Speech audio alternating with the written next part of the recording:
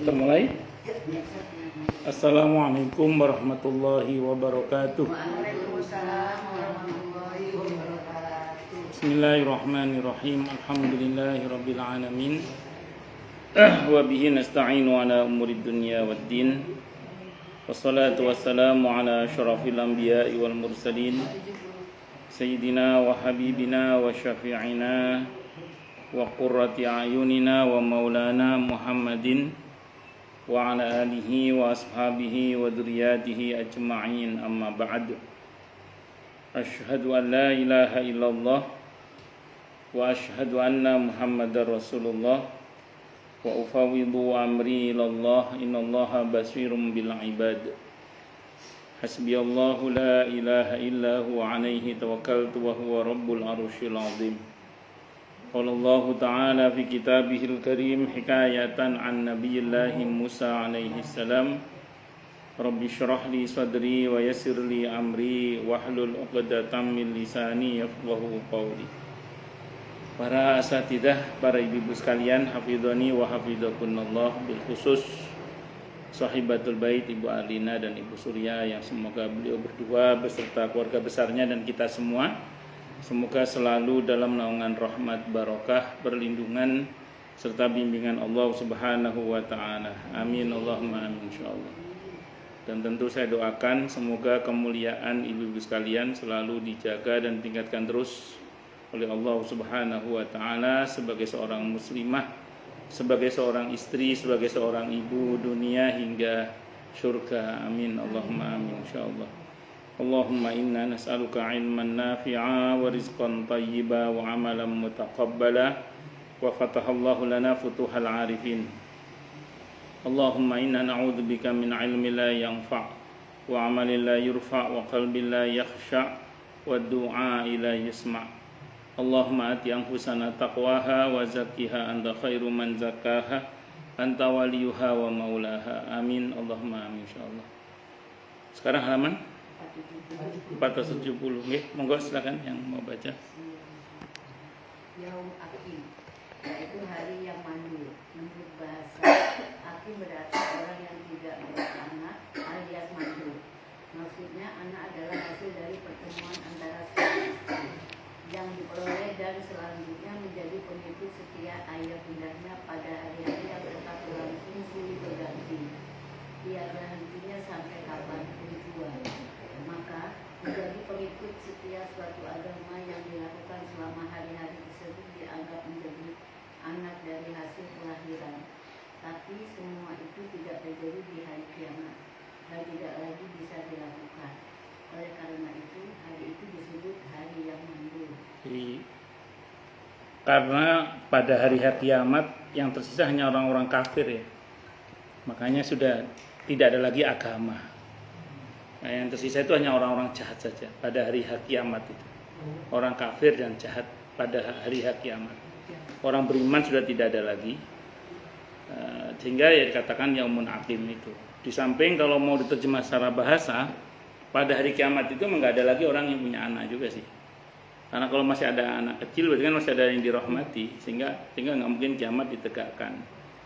Bahkan tidak adanya anak itu nanti sampai hari akhirat. Jadi di surga itu tidak ada orang yang punya anak lagi, kecuali anak-anak mereka yang meninggal saat sebelum baligh. Nah, itu pun mereka sebagai hiasan surga. Jadi anak-anak itu masuk surga, tapi statusnya bukan sebagai penghuni surga, tapi sebagai hiasan surga. Maksudnya fasilitas surga gitu. Dan Ustadz katanya kalau kita minta apapun di surga bisa.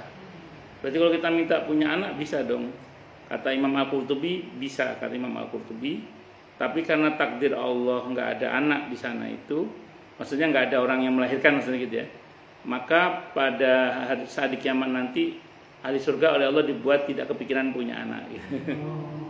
Ya, jadi walaupun di dunia dia pengen punya anak, begitu masuk surga nanti nggak kepikiran pengen punya anak. Karena kalau sampai dia minta pasti Allah kabulkan. Tapi karena sistemnya di surga itu tidak ada lagi orang hamil, maka keinginan untuk punya anak itu ditiadakan oleh Allah pada hatinya orang-orang ahli surga. Itu kata Imam Al-Qurtubi. Tapi yang pasti mereka sudah terhibur dengan wildan itu. Wildan itu anak-anak kecil ya, anak-anak muda, anak-anak kecil yang menjadi penghibur ahli surga, yang berseliweran ke sana kemari menghibur ahli surga, ya, terutama orang tuanya. Karena anak-anak yang meninggal sebelum baligh itu mereka dalam satu hadis qudsi yang pernah saya baca, di sini juga ada nanti insya Allah, mereka itu tidak mau masuk surga. Kata Allah kepada para malaikat, kenapa mereka tidak mau masuk surga? Kata para malaikat, dan Allah maha tahu ya, kalau Allah bertanya bukan berarti Allah tidak tahu, ini bahasa administrasi. Kata Allah, kata malaikat, mereka menunggu orang tuanya. Kata Allah, ya sudah, suruh mereka masuk ke surga bersama orang tuanya. Nah, tapi dengan catatan orang tuanya ridho ya dengan keputusan Allah berkaitan dengan wafatnya anaknya yang sebelum baligh itu. Dalam satu riwayat yang lain sebutkan ketika malaikat selesai mencabut nyawa seorang anak itu, dia terbang ke langit dan Allah bertanya, dari mana kalian? Dari mencabut nyawa buah hati si fulan. Kata Allah kepada malaikat itu, engkau cabut buah hati hambaku. Apa kata hambaku? Dia bersyukur, dalam hati itu bersyukur bahkan. Artinya dia tidak hanya bersabar, bahkan sanggup bersyukur. Maka kata Allah, bangunkan untuknya Baitul Hamdi, rumah Alhamdulillah di surga. Makanya kalau sampai ada seseorang yang diuji oleh Allah, ada di antara keturunannya yang meninggal sebelum baligh, itu satu tiket surga udah kepegang.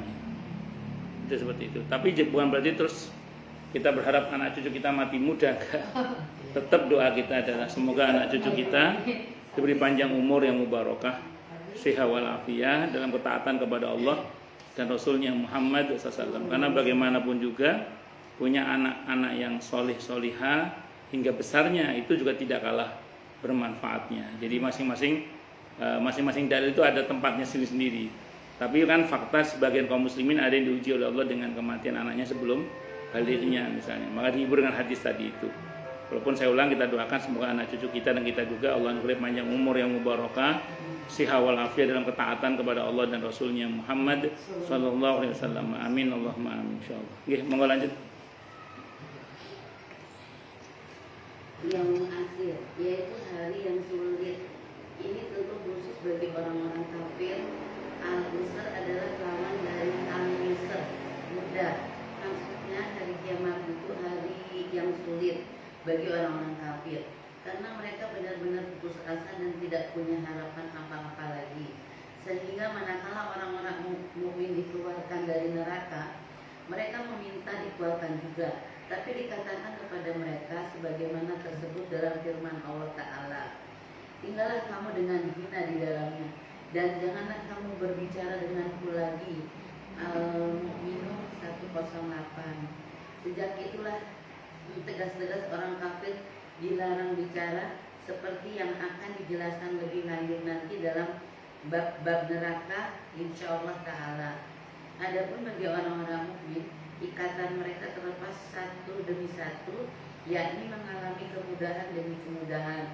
Mula-mula mereka tidak mengalami berdiri yang lama, hisabnya disegerakan, timbangan amalnya naik diberatkan, lalu melintasi syirat dengan dinaungi amalnya.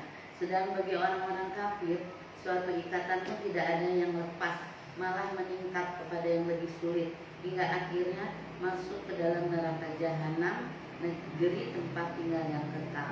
Baik. Tinggal di negeri yang baru dengan suasana yang baru, mudah apa sulit? Tinggal di negeri yang baru dengan suasana yang baru, sulit. Oke. Butuh adaptasi, butuh baik. Kecuali orang-orang yang difasilitasi oleh Allah. Nah, jadi gini, maksud saya gini. Kita datang ke satu negeri yang baru, yang iklimnya, cuacanya, suasananya, kondisi sosial masyarakatnya itu sama sekali berbeda dengan kita. Pasti kita akan mengalami banyak kesulitan di tempat itu. Kecuali kita diberi fasilitas, diberi kemudahan-kemudahan. Nah, kata kuncinya akhirat itu negeri yang baru bagi kita. Jadi akhirat itu negeri yang baru, di mana di sana itu ya butuh adaptasi, karena kita dari dunia menuju ke akhirat itu pasti butuh adaptasi, dan itu akan semakin sulit kalau kita tidak mendapat fasilitas. akan semakin mudah kalau kita mendapatkan fasilitas. Itu yang dikatakan tadi, orang kafir semakin hari semakin mengalami kesulitan karena mereka nggak dapat fasilitas. Tapi kalau kita yang dapat fasilitas, satu persatu kesulitan akan dilepas oleh Allah sampai akhirnya kita diberi kemudahan-kemudahan. Secara prinsip yang saya sampaikan di sini adalah ketika manusia itu dibangkitkan oleh Allah di yaumul ba'ats, saat itu saya sering sampaikan gitu, tubuh kita nggak kayak sekarang ini. Jadi tubuh kita nggak kayak sekarang ini. Ya, kalau tubuh yang sekarang ini yang dibentuk oleh Allah berdasarkan informasi dari genetika kedua orang tua kita, 23 kromosom ayah, 23 kromosom ibu. Jadinya kita ini. Jadi kalau pengen tahu bentuk tubuh kita yang sekarang, ya ini informasi dari genetika kedua orang tua kita. Nah, sementara bentuk tubuh kita yang nanti di akhirat itu berdasar informasi amal. Itu yauma idzi yasdurun nasu ashtata liyuraw amalahum. Pada hari di mana manusia itu keluar dari kuburnya dengan bentuknya yang bermacam-macam agar diperlihatkan kepada mereka akibat dari perbuatan-perbuatan mereka. Maka nanti tubuh kita nggak kayak sekarang ini. Apa masih saling kenal? Tenang, roh itu saling mengenal. Al-arwah junudun mujannadah. Kata Nabi dalam hadis Bukhari, ya, roh itu seperti tentara yang dipersenjatai. Kalau mereka memang dasarnya saling mengenal, akan saling bertaut. Kalau dasarnya tidak mengenal, mereka akan saling mengingkari. Artinya nanti walaupun bentuk tubuh kita berbeda karena amal yang masing-masing berbeda, dan nanti bentuk kita tuh sudah gak kayak ini lagi, tapi gak usah khawatir, insya Allah, dan semoga kita tetap saling mengenal dalam kebaikan. Ya, karena satu rombongan bersama dengan Nabi kita Muhammad SAW, mudah-mudahan ya amin Allahumma mudah-mudahan. Nah, dari bentuk tubuh itu saja sudah ada yang dapat fasilitas, ada yang tidak dapat fasilitas. Ada yang badannya bercahaya, ada yang tidak bercahaya. Nah, cahaya itu sudah fasilitas, itu sudah merupakan bagian dari kemudahan. Terus ada yang tubuhnya sempurna, ada yang cacat. Sudah, kesempurnaan tubuh itu sudah merupakan bagian dari fasilitas. Belum lagi nanti yang dapat pakaian, dapat makan minum, dapat sepatu, dapat naungan bara di mana tidak ada naungan, naungan Allah, dapat tempat dari mimbar-mimbar cahaya, dapat kendaraan. Itu semuanya bisa kita pesan di sini. Semua fasilitas itu hanya bisa kita pesan di sini, di dunia ini. Saya ulang, semua fasilitas kemudahan di akhirat tadi itu hanya bisa dipesan di sini, di dunia ini. Kenapa? Iya pre-order, betul. Hanya bisa dipesan sekarang di dunia ini. Tapi nanti begitu kita mati, kita nggak bisa pesan lagi kecuali dipesankan. Kita nggak bisa pesan lagi kecuali dipesankan. Itu seperti dipesankan maksudnya apa? Anak-anak kita mendoakan kita, atau kita punya sedekah jari yang paling terus mengalir. Kalau nggak itu ya udah nggak punya stok ya. Terus gimana pesannya? Ya saya ulang, mumpung kita masih hidup ini, ya perbanyak ibadah dan amal soleh supaya nanti kita dapat fasilitas. Nah, amin insyaallah. Nah, sekarang gini, kita misalnya mau mengadakan perjalanan, oleh pihak travel atau kepanitiaannya diberitahu, nanti bawa jaket ya, nanti bawa obat, suruh bawa apa aja. Terus kita informasi dari pihak travel itu kita perhatikan betul, sehingga kita bawa semua kelengkapan kita. Ketika sampai di tempat ternyata tidak seburuk yang diberitakan, kita nggak ada masalah. Dan kalau seburuk yang diberitakan kita udah siap, sehingga walaupun kondisinya buruk kita tetap dapat kemudahan. Kenapa? Karena persiapan kita udah maksimal.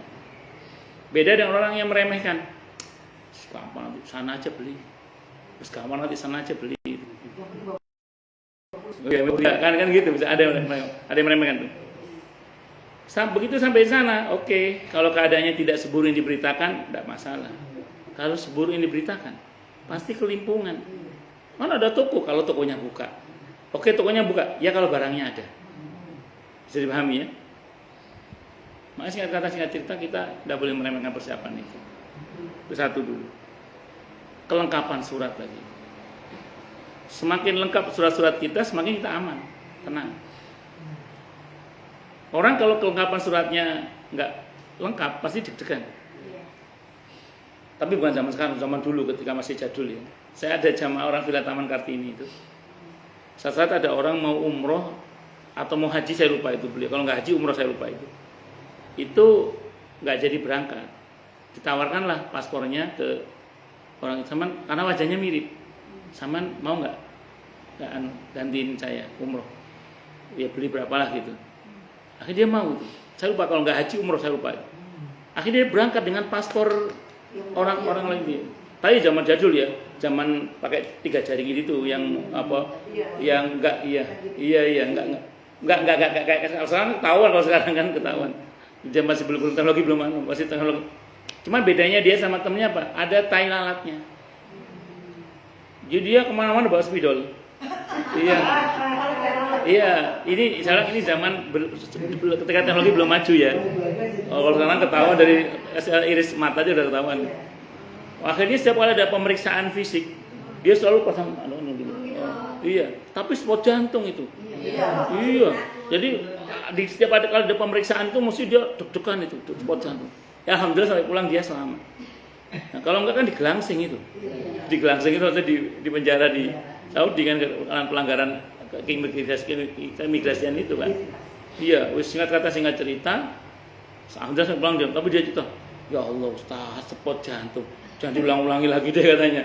Itu zaman ketika masih bisa begitu. Sekarang kan mungkin sudah nggak bisa lagi kan gitu. Nah, singkat kata singkat cerita, begitulah perjalanan ke akhirat nanti. Kalau persiapan amal kita komplit, tenang. Surat-surat lengkap, iya, surat-surat lengkap, tenang kita. Nah, makanya dalam beramal itu, apapun amal yang sekiranya kita mampu laksanakan. Jangan kita berkata, malas hanya karena nggak wajib misalnya. Malas hanya karena nggak wajib misalnya. Jangan begitu. Ini kiat dari seorang ulama. Sehingga saya Ibnu Qayyim Al-Jauziyah rahimahullah yang mengatakan ini. Kalau satu saat kamu, kata beliau ya, malas mengerjakan satu kebaikan, katakan dalam dirimu, bisa jadi amalan ini yang membuat saya masuk surga. Bisa jadi dengan amalan ini Allah masukkan saya ke dalam surga. Jadi kalau kita mulai malas berbuat baik, kata beliau, katakan dalam hatimu, bisa jadi amalan ini yang membuat saya dengan izin Allah masuk surga. Kenapa? Ya itu kata beliau itu gitu. Nah, makanya semakin lengkap surat-surat kita semakin tenang.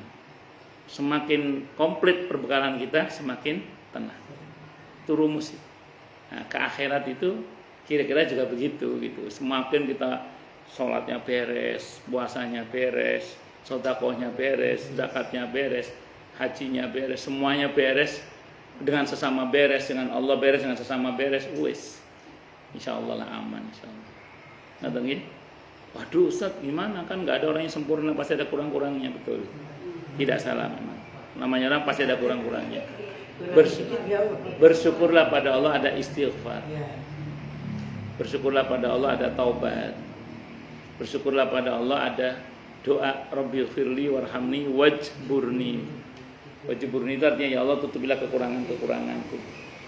Nah, jadi bersyukurlah pada Allah, apa yang kurang insya Allah akan Allah tutupi dengan kita beristighfar, dengan kita membantu sesama, dengan kita banyak menolong sesama dan seterusnya. Saya kira itu. Oke, monggo lanjut silakan.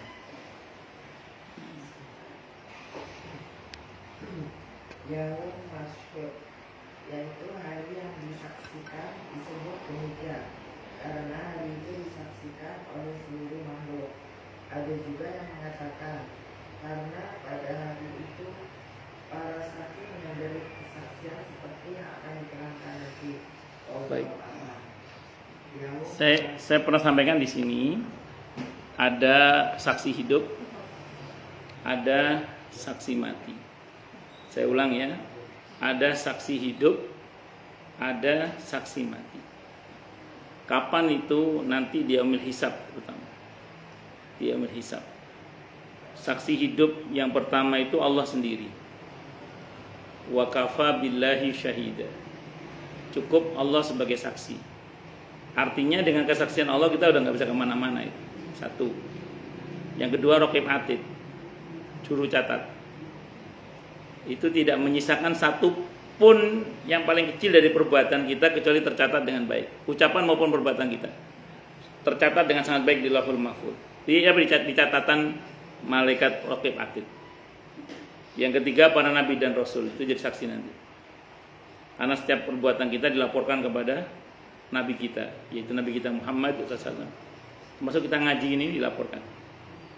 Terus kemudian yang keempat, sesama kita jadi saksi nanti.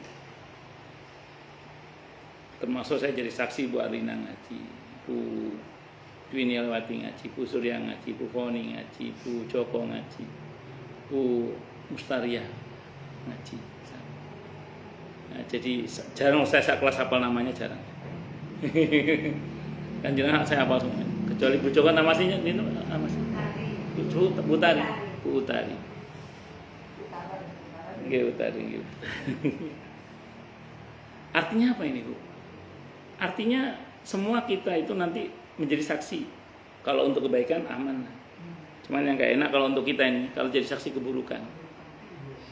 Dalam kitab ini diceritakan orang itu nanti ditanya oleh Allah. Dalam kitab ini ada. Seingat saya hadisnya Sahih Muslim. Kamu jadi saksi dia berbuat yang tidak baik. Kata orang itu, benar ya Allah.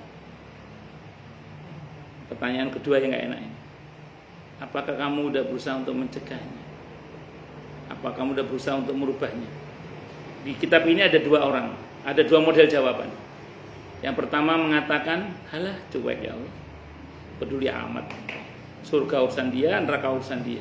Kalau bahasa kita ini, gak peduli dia. Padahal dia melihat kemungkaran, gak peduli. Yang ini langsung statusnya dinaikkan. Dari saksi langsung menjadi bukan tersangka, langsung didakwa. Iya. Kalau disangka kan masih persangkaan. Allah kan gak pakai nyangka, Bu. Langsung didakwa langsung. Itu kalau kita tidak pernah berusaha untuk mencegahnya. Menarik yang kedua, dia mengatakan begini. Saya ingin mencegahnya ya Allah. Cuma saya tidak cukup punya nyali. Jadi orang ini menceritakan sih dia tidak cukup punya nyali. Jadi dia menggunakan yang selemah-lemahnya iman. Iya. Saya batin dalam hati mengingkari semua itu, mentok mendoakan. Yang ini selamat. Makanya non sewu kalau kita melihat kemungkaran, hal yang nggak bener lah.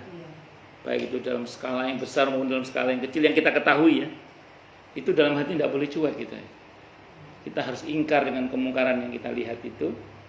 Minimal tambahkan dengan doa kalau kita tidak bisa berbicara, dengan doa semoga Allah hentikan kezalimannya, semoga Allah berikan hidayah misalnya, atau semoga Allah berikan, kalau lagi kesel hancurkan misalnya gitu. misalnya saking kesel ya.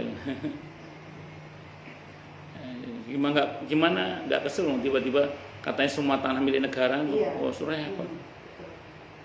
Kalau kata Bu, kalau HGB dan HGU. Oh gitu. Iya. Oh semua. Oh saya mamang ya. Diralat, sudah diralat. Oh. Ada yang ngomong belum minum obat katanya. Yang ngomong. Tapi tidak terlepas dari itu saya maksud saya gini. Kalau kita melihat kemungkaran, jangan diem. Sekecil apapun. Asal kita menyadari itu kita mengetahui dan menyadari sebagai sebuah hal yang nggak benar, ingkar dalam hati minimal dan sertakan doa di dalamnya. Terserah doanya. Mau mohon kepada Allah agar diberi hidayah dan dihentikan kezalimannya. Itu yang sering saya pakai ya. Saya mohonkan hidayah untuk yang bersangkutan, terus saya mohonkan agar kezalimannya dihentikan oleh Allah. Itu terserah Allah, bagaimana cara menghentikan terserah Allah. Ya, terus kemudian selanjutnya jangan sampai kita cuek, harus peduli. Itu yang berkaitan dengan kesaksian kita ya, yang keempat tadi. Ada saksi mati selain saksi hidup. Saksi mati maksudnya pertama anggota tubuh ya. Anggota tubuh dulu. Al yauma nakhtimu ala afwahihim wa tukallimuna aydihim wa tashhadu arjuluhum bima kanu yaksibun. Mulut dikunci, tangan ngomong, kaki jadi saksi. Sampai kulit-kulit pun jadi saksi. Gak bisa kemana-mana kita ya. Ditambah lagi alam semesta bicara. Yauma idzin tuhaddisu akhbara bi anna rabbaka auhala. Sekarang ini aja tembok-tembok ini enggak bisa bicara. Tapi nanti keramik-keramik ini akan bicara semua. Ya kalau semoga untuk kebaikan kita dia bicara ya, insyaallah. Untuk keberkahan semoga Allah tutup aib-aib kita, insyaallah. Terus kemudian yang ketiga yang bicara apa lagi? Hari. Hari yang pertama Allah bangkitkan hari Jumat. Hari Kamis ini kita ngapain aja? Nanti hari Kamis ngomong. Jumat ngomong. Sabtu ngomong, semua ngomong. Gak bisa kemana-mana kita ya. Satu lagi yang ngomong, harta. Harta juga akan jadi saksi nanti. Kalau lihat dari 8 saksi ini, Allah, malaikat, para nabi dan rasul, sesama kita, anggota tubuh kita, alam semesta, hari dan harta. Rasanya gak bisa kemana-mana kita ini. Karena semua jadi saksi. Kira-kira kalau semua ngasih kesaksian, kira-kira lebih banyak selamatnya atau apesnya kira-kira itu. Maaf ya. Nah, yang maka terus gimana Ustaz? Supaya kita selamat itu. Supaya kita selamat bagaimana? Itu yang sering saya sampaikan di sini ya. Pertama, minta kepada Allah hisab yang mudah. Minta kepada Allah hisab yang mudah, syukur-syukur dan semoga kita bebas hisab, bebas adab. Amin insyaallah. Gambaran hisab yang mudah itu ada dalam Sahih Bukhari. Yang saya pernah baca ada 2 riwayat, ada 2 versi riwayat yang pernah saya baca. Hadisnya Bukhari. Dipanggil nanti seseorang, Arina sini, oleh Allah dipanggil secara khusus, hadis kursi Bu, dipanggil secara khusus Bu Arina oleh Allah secara khusus, insya Allah, semoga ya, amin. Tenang Bu.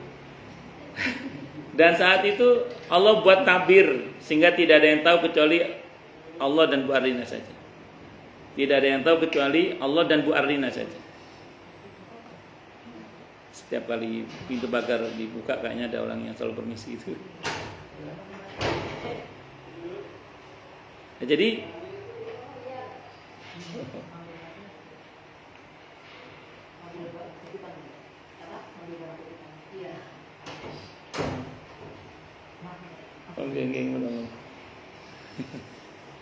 jadi singkat kata singkat cerita, bukan curiga tapi waspada. Saya ulang ya. Jadi singkat kata singkat cerita, dipanggil dan dibuatkan tabir sehingga tidak ada yang tahu kecuali Allah dan Bu Arina saja. Terus Bu Arina disuruh baca. Ini versi riwayat yang pertama, oleh Allah suruh baca catatan keburukannya terlebih dahulu. Jadi catatan pertama juga adalah catatan keburukannya.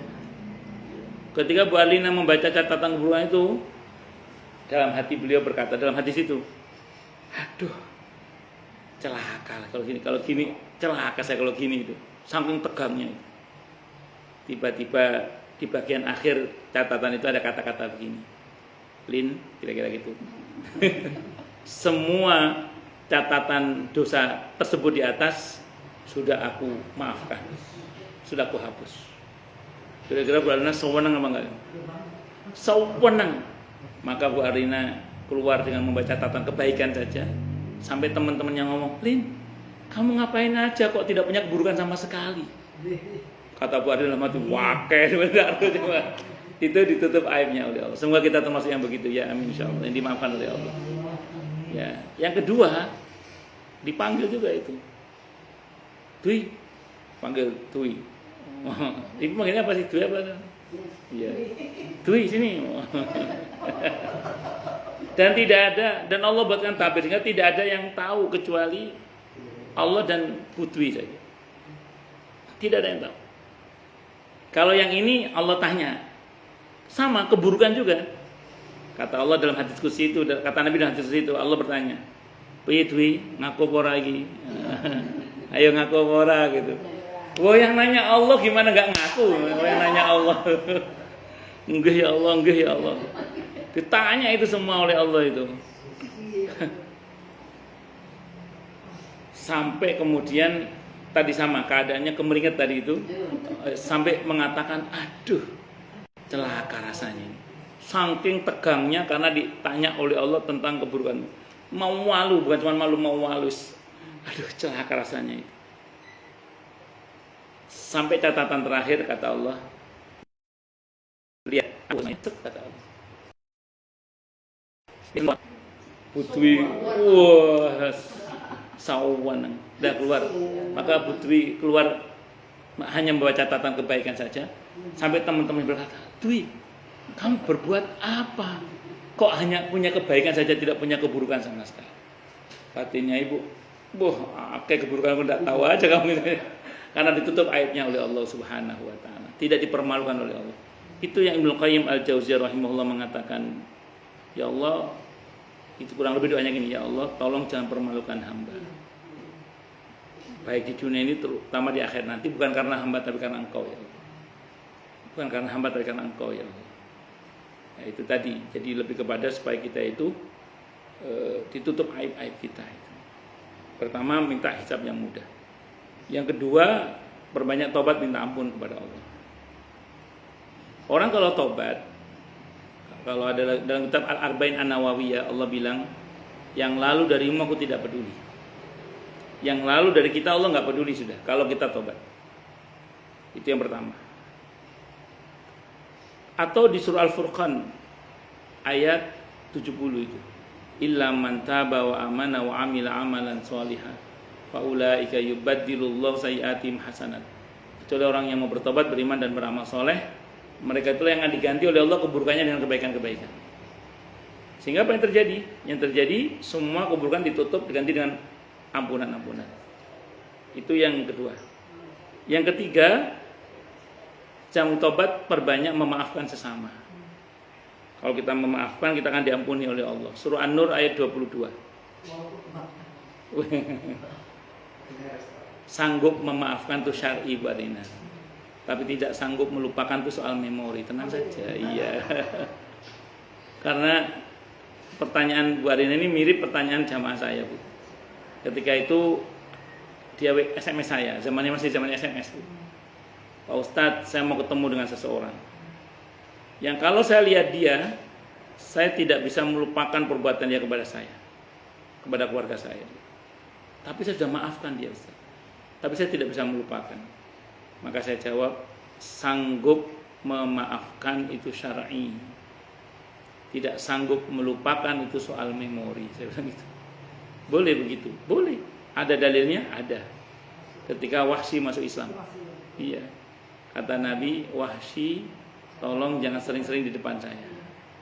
Apa Nabi dendam? Nabi nggak dendam. Nabi udah maafkan Wahsy. Teman Nabi bersabda, kalau aku melihat Wahsy, aku ingat pamanku Hamzah. Dan umumnya kita kan diajarkan untuk menghafalkan kan, bukan melupakan kan. Ya makanya kalau kita nggak bisa melupakan ya wajar. Kenapa? Karena kita sekolah diajari untuk menghafalkan, bukan melupakan. Ya, bisa dipahami ya?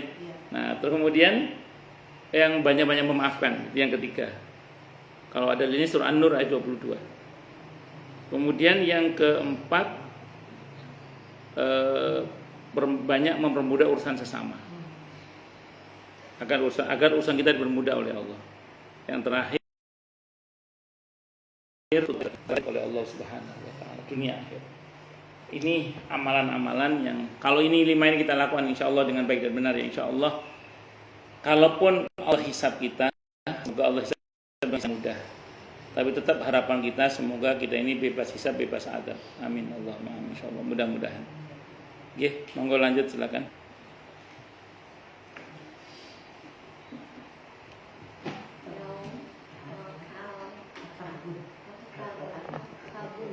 At-taghabun. Yakni hari ditampakkan kesalahan disebut begitu karena manusia waktu itu saling menampakkan kesalahan orang lain untuk menemukan kedudukan di sisi Allah Ta'ala, di mana ada sekelompok yang masuk surga dari sekelompok lainnya masuk neraka. Adapun arti habbu dalam bahasa Arab sebenarnya berlebihan dalam pergaulan pada salah seorang teman bergaul, dan di dunia maupun di akhirat adalah menjadi dua macam aktivitas dan keadaan yang berbeda masing-masing milik Allah Ta'ala. Tapi salah satunya adalah kebaikan kecuali kepada orang yang rela meninggalkan bagiannya pada yang lain. Allah Ta'ala berfirman, barang siapa menghendaki kehidupan sekarang dunia, maka kami segerakan baginya di dunia itu apa yang kami kehendaki bagi orang yang kami kehendaki. Al-Isra 18. Barang siapa yang menghendaki keuntungan di akhirat, akan kami kembali keuntungan itu baginya, dan barang siapa yang menghendaki keuntungan di dunia, kami memberikan kepadanya sebagian hari dari keuntungan dunia, dan tidak ada baginya suatu bahagia para nikmat akhirat akhirat kasih Taurah 21 dan 20 ya.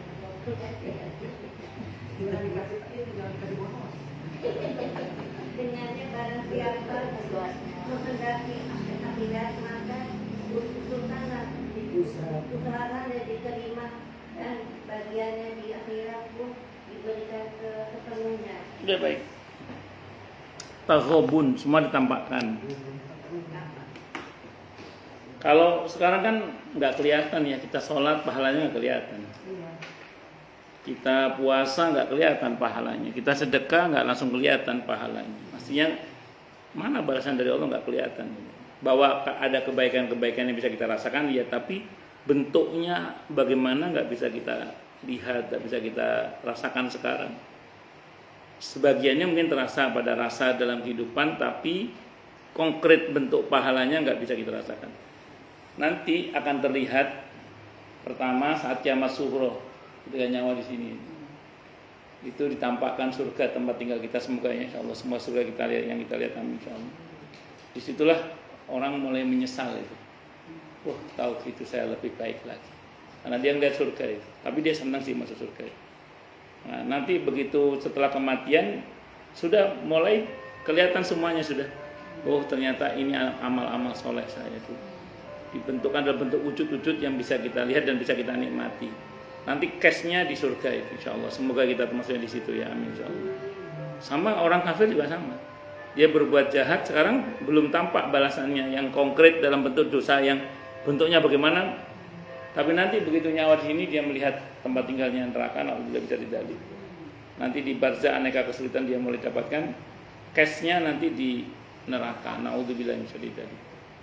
Nah, makanya orang yang tidak menggunakan iman dalam menghadapi hidup ini, ketika dia berbuat jahat dia ngomong apa? Saya baik-baik saja, nggak ada masalah.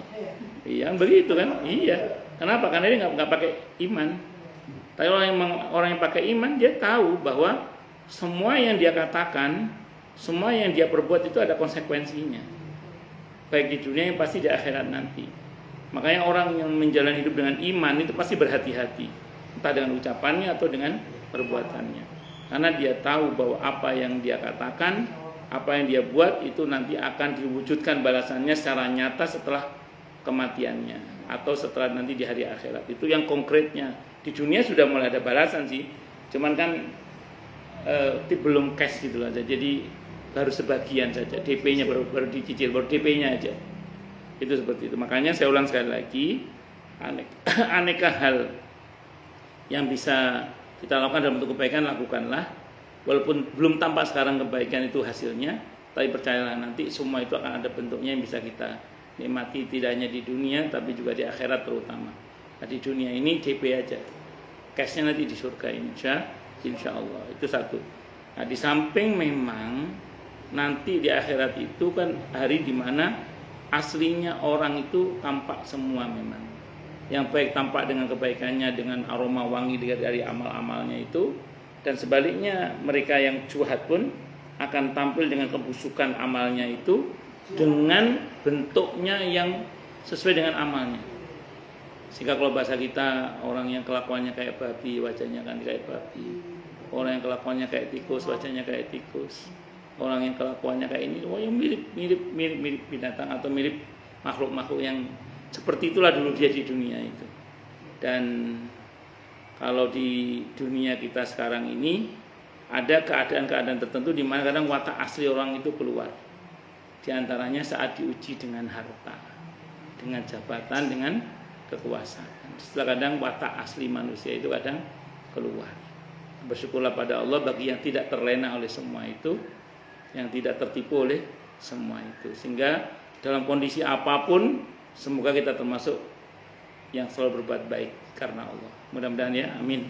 Allahumma amin. Itu yaumut taghabun. Nah, makanya saya ulang lagi, mumpung hal itu belum terjadi, maka perbanyaklah kebaikan-kebaikan yang bisa kita lakukan di dunia ini, sehingga nanti di akhirat kita tinggal merasakan hasil dari apa yang kita lakukan di dunia ini. Wallahu a'lam bishawab. Iya, monggo. Umustaria monggo. Yaum Abis Tahir, Pakan Tarikh, yaitu hari berwajah suram penuh kesulitan. Memang arti Tahir adalah yang sangat sulit atau yang sangat panjang. Adapun Abus adalah orang yang berwajah suram. Jadi hari kiamat dinamakan dengan keadaan orang yang ada di waktu itu. Seperti kata orang, Lailun Qa'im wa naharun Sorry. atau malam untuk sholat dan siang untuk puasa. Adapun wajah suram atau cemberut, maka dimaksud ialah mengurutkan bagian wajah antara dua mata dan perubahan roman muka yang biasanya berseri-seri.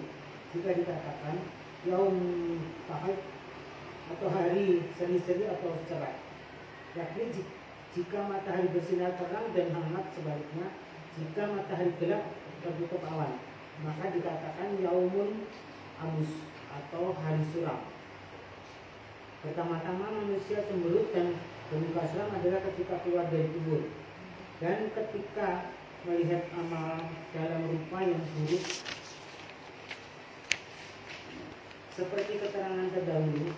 Dan akhir dari semua itu adalah ketika adalah di neraka, yaitu cemberut paling puncak yang memanggang muka dan merontokkan kulit, sebagaimana akan diterangkan nanti.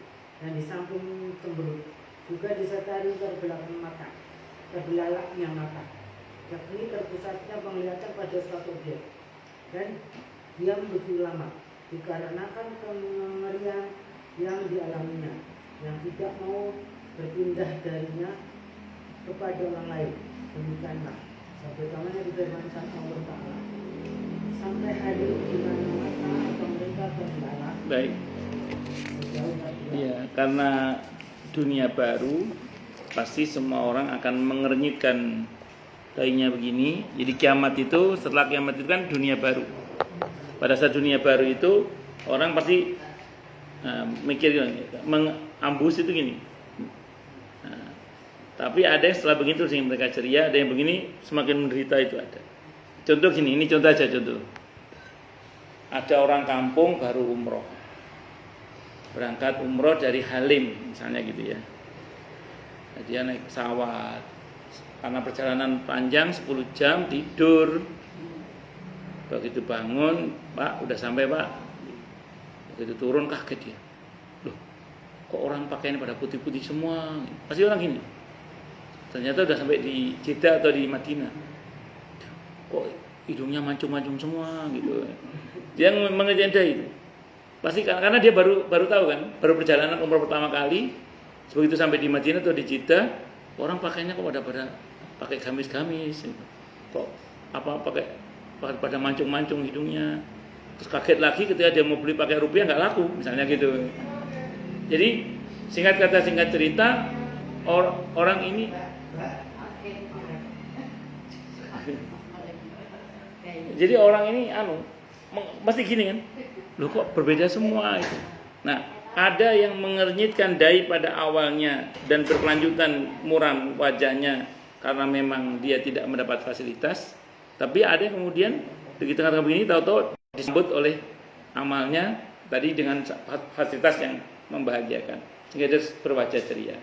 Nah, nanti akhirat itu lebih aneh lagi nanti. Pertama buminya. Kata Nabi nanti bumi ini dirubah oleh Allah seperti perak. Datar, nggak ada dataran tinggi, nggak ada dataran dalam. Datar semua. Ya. Matahari cuma 1 mil di atas kepala kita. Tinggal baranya karena sudah padam.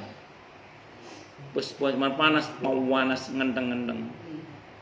Terus kemudian manusia rata-rata tingginya sama seperti manusia pertama, itu seperti Nabi Adam, ya ada yang mengatakan 30 meter, iya ada yang ya, belum lagi nanti bentuk wajah orang yang macam-macam itu.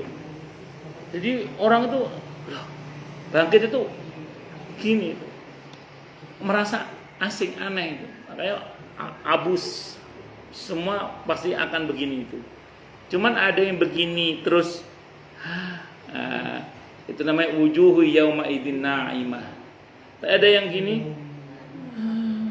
lecek kumal tertunduk malu, wujuhu yauma idzin khasyiyah. Jadi ada yang na'imah, sumringah, sumeh, bukan siomeh, sumeh. Ada yang tertunduk malu, cek kumal, bahkan cacat, naudzubillah, tergantung dari amalnya. Maka semoga kita terus yang ceria ya. Amin. Oke, monggo silakan. Yang mau tanya, protes, marah boleh. Masalah yang lain boleh. Monggo. Oke. Tadi kan Ustaz bilang kalau kita nggak setuju dengan kemaksiatan itu, lantas kita tidak berdaya, yang selemah-lemahnya kita dengan hati mengingkari. Itu aja sudah sedemikian rupa itu. Apa artinya tuh hasilnya gitu, artinya tuh pengampunan dari Allah itu. Apalagi kalau kita berbuat dosa. Ya, lebih lagi. Ya betul. Tetapi konsekuensinya di dunia, jadi kita tidak disenangi. Iya kan? Terus saya terang. Tidak disenangi gitu, artinya kayak bisa jadi dianggap jutek lah, dianggap bahwa kok kan itu, walaupun kita niatnya ya kita niatnya, aduh nanti kalau ditanya sama Allah, jadi kita lihat kemungkaran, kita nggak ngapa-ngapain, kan kita takut. Sementara kita misalkan, katakanlah misalkan seperti saya sebagai pengurus dari satu organisasi, kan saya harus ngomong, karena saya punya power, kan gitu Ustaz. Itu gimana Ustaz? Iya, jadi gini. Artinya dimusuhinnya gitu loh. Iya. Konsekuensi. Iya. Luqman Hakim itu, Luqman dalam surah Luqman, ketika menasihati anaknya untuk mengajak dalam kebaikan, itu beliau tidak menambahkan nasihat apa-apa. Wa'mur bil ma'ruf. Begitu wanha 'anil munkar itu, beliau mengatakan keputusannya apa? Wasbir 'ala ma asobak. Ketika nyuruh orang dalam kebaikan, beliau tidak menasihatkan kesabaran. Tapi begitu beliau menasihati anaknya agar mencegah kemungkaran, beliau menambahkan kata-kata wasbir 'ala ma asobak. Jadi bersabarlah dengan risiko yang akan kamu terima gara-gara kamu mencegah kemungkaran. Orang kalau ngajak orang, ayo Pak kita ke masjid Pak, ayo kita ngaji Pak, relatif aman. Walaupun itu bagus, diperintah juga oleh Allah. Cuman kalau kita mengatakan, Pak jangan korupsi Pak jangan, itu ada risiko yang harus kita terima. Dan maka di situ Luqman mengatakan kepada anaknya, wasbir 'ala ma asobak. Terima sabarlah dengan risiko yang akan kamu terima kalau kamu nahi munkar. Tapi ada kelebihannya Bu Arlina. Orang kalau peduli dengan amar ma'ruf nahi munkar, tidak hanya dalam hati tapi juga dalam kata-kata, syukur-syukur dalam perbuatan yang dia punya power untuk mencegah itu. Insya Allah, asal dia ikhlas karena Allah yang akan mengokohkan kedudukannya. Karena Allah janjikan pertolongan untuk mereka yang seperti itu. Dan satu lagi, Allah janjikan ijabah doa. Insya Allah itu seperti itu. Ini terlepas ya. Kita nggak usah jauh-jauh. Terlepas dari apapun agamanya yang kemarin terjadi, yang tiba-tiba dapat abolisi sama amnesti atau apa itu. Itu kan efek dari menyuarakan kebenaran. Nah, tapi ya begitulah kalau Allah berkehendak, Allah kuasa saja. Ketika Allah berkehendak kan tidak ada yang sulit. Makanya jangan kecil hati ketika kita beramar ma'ruf nahi mungkar itu dengan segala konsekuensinya. Ya memang syariat Allah itu maha baik ya. Allah tidak tuntut kita untuk bicara kalau memang kita tidak mampu berbicara. Karena mohon maaf faktanya ada sebagian orang yang memang tidak cukup punya nyali untuk berbicara. Untungnya syariat kita itu selemah-lemahnya iman itu adalah dengan hati. Yang penting jangan sampai kita cuek atau tidak peduli. Saya kira itu Allah a'lam bishawab. Oke. Ya, alhamdulillah sih saya belum bilang jablok alhamdulillah saya tidak peduli orang ngomong apa, yang penting pokoknya tentang ini bilangin Allah lah. Saya paham konsekuensinya bahwa saya tidak populer, konsekuensinya saya dianggap gimana, tapi Allah yang maha tahu kondisi hati. Oke. Allah maha tahu. Oke. Yang lain silakan kalau ada. Ustaz, Oke. Oke. kalau orang tua kita sudah meninggal, dalam kubur masih bisa melihat keluarganya nggak Pak yang masih ada di situ? Baik. Yang pertama gini, para sahabat Nabi itu berbeda pendapat. Kalau Siti Aisyah mengatakan tidak bisa ngelihat, kata Siti Aisyah. Kalau kata Abdullah bin Umar radhiyallahu anhu bisa. Tapi ada kejadian menarik. Satu saat Siti Aisyah yang mengatakan tidak bisa ngelihat itu, kalau ziarah kubur di Raudhah itu kan ada suaminya Rasulullah Muhammad SAW dan ada ayahnya. Itu beliau buka cadar. Begitu ada Sayyidina Umar dimakaman di situ, beliau tetap pakai cadar. Ditanya oleh pembantunya, ya Ummul Mukminin, biasanya Anda buka cadar, kenapa sekarang kok tutup cadar? Kata beliau, aku malu ada Umar di sini. Kata para ulama, itu sebenarnya isyarat bahwa beliau meyakini orang yang diziarah itu bisa melihat. Itu kata ulama yang memahami itu. Oke, satu dulu ya. Yang kedua, ini saya tunjukkan dalil-dalilnya bahwa bisa melihat ya, dengan izin Allah tentunya. Yang kedua itu hadisnya Bukhari.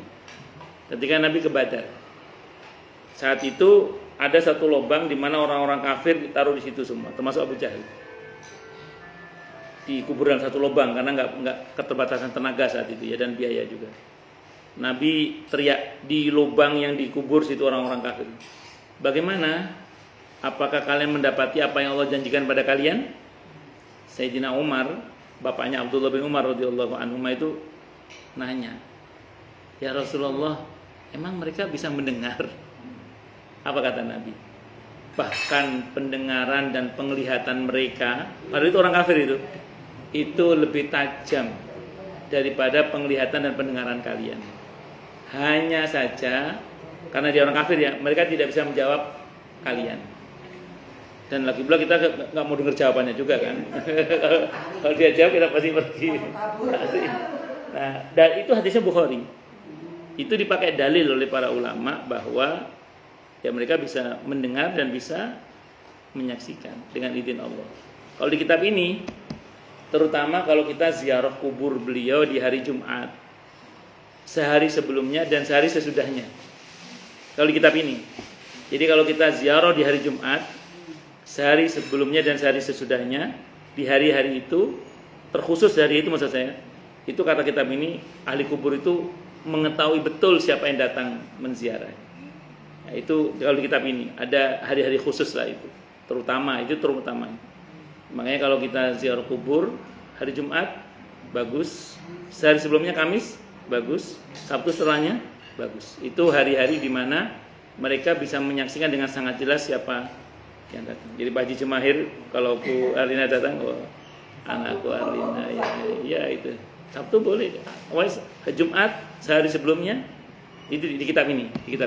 Tapi secara umum bisa, secara umum. Terus satu lagi saya tambahkan di surah Ali Imran ayat 169, 170 itu di antara fasilitas orang-orang yang mati di jalan Allah itu adalah wala tahsabanna alladziina qutilu fi sabilillahi amwata bal ahya'un 'inda rabbihim yurzaqun farihina bima atahumullahu min fadli wa yastabshiruna billadziina lam yalhaqu bihim min khalfihim. Mereka bergirang hati menyaksikan keluarganya atau teman-temannya yang masih tinggal di dunia, yang belum menyusul mereka, yang juga mau berjuang di jalan Allah. Jadi kalau bahasa sederhananya, orang tua ibu ngelihat ibu ngaji sekarang itu seneng, anakku ngaji, gitu. Lihat istrinya ngaji seneng, Pak, suaminya Bu Surya, suaminya Bu Foni. Iya. Masa gini. Seneng gitu. Ya, Pak Haji Cemaya juga seneng ngelihat Pak Rina ngaji, insya Allah. Jadi singkat kata singkat cerita, mereka bergirang hati. Itu kata ayat Al-Qur'annya. Tapi saya tidak memungkiri, Bu, ada sebagian kawan ustadz yang mengatakan tidak bisa melihat dengan dalilnya masing-masing. Yang masing-masing punya dalil kan. Ya, kita nggak usah berantem karena saya ulang tadi di masa sahabat saja sudah terjadi perbedaan pendapat. Beda pendapat. Khilafiyah itu gini, Bu. Sudah selesai dibahas, hasilnya nggak selesai. Ya, pokoknya itu aja. Masing-masing punya hujahnya sendiri. Atau teman saya berpegang, saya termasuk berpendapat bisa melihat, bisa mengakses. Iya, karena kitab ini pendapatnya termasuk yang mengatakan itu. Wallahu a'lam bishawab. Karena bagus juga Ustaz, dengan kita berpegang pada dalil bahwa bisa melihat, itu kontrol buat kita. Iya. Bahwa kita Jangan buat sedih orang tua kita. Iya betul. Iya. Iya. Iya betul. Di dalam kitab ini ada seorang sahabat berpesan kepada menantu sahabat yang sudah meninggal. Kata sahabat itu bilang gini, jangan bikin sedih Abdullah bin Rawahah radhiyallahu anhu. Kata menantunya nanya, memang bapak mertua saya bisa melihat saya sebagai mantunya. Apa yang kamu buat pada putrinya Abdullah bin Rawahah, bapaknya melihat dan dia senang kalau kamu memuliakan putrinya dan dia sedih kalau kamu menghina putrinya. Bapak menghinakan putri, menzalimi putrinya. Itu nasihat seorang sahabat kepada mantunya seorang sahabat Nabi, Abdullah bin Rawahah. Itu itikalnya para sahabat. Jangan bikin sedih Abdullah bin Rawahah dengan perbuatanmu yang tidak baik kepada istrimu. Karena istrinya itu putrinya Abdullah bin Rawahah. Gitu. Jadi seperti itu. Saya itu pernah mimpi satu saat itu didatangi mertua saya sudah meninggal dunia. Mertua laki-laki. Ya sebagai manusia biasa saya kan pasti pernah punya salah. Dimarahi saya sama mertua saya. Beliau datang dalam keadaan marah gitu ya. Saya bilang, sebentar Pak, tidak usah khawatir. Saya cinta kok sama putri Bapak. Saya bilang gitu. Terus akhirnya beliau diem gak jadi marah. Dalam mimpi itu datang ke saya marah bapak mertua saya itu marah. Mungkin karena saya ya, namanya manusia ya, saya kan pasti berbuat salah. Begitu beliau marah itu saya bilang sama bapak mertua, Pak tenang. Saya cinta kok sama putri Bapak, cinta banget saya bilang gitu. Terus akhirnya tidak jadi marah beliau. Sejak itu nggak pernah datang lagi. Lah memang saya memang saya kan cinta sama istri saya kan itu. Iya betul. Artinya gini, dan saya memang terus mencintai istri saya kan. Bahwa saya sebagai laki-laki kan ada nakal-nakalnya ya biasa lah itu. Paham. Saya masih ingat betul itu. Jadi sejak itu ya itu saya berusaha ya tidak hanya karena itu sih, semua pasti karena Allah. Ya kita berusaha untuk baik lah. Karena saya membayangkan ini, karena saya sebagai seorang ayah pun tidak mau putri saya kan didolimi atau apa gitu. Itu bayangan saya. Saya kira itu Allah alam.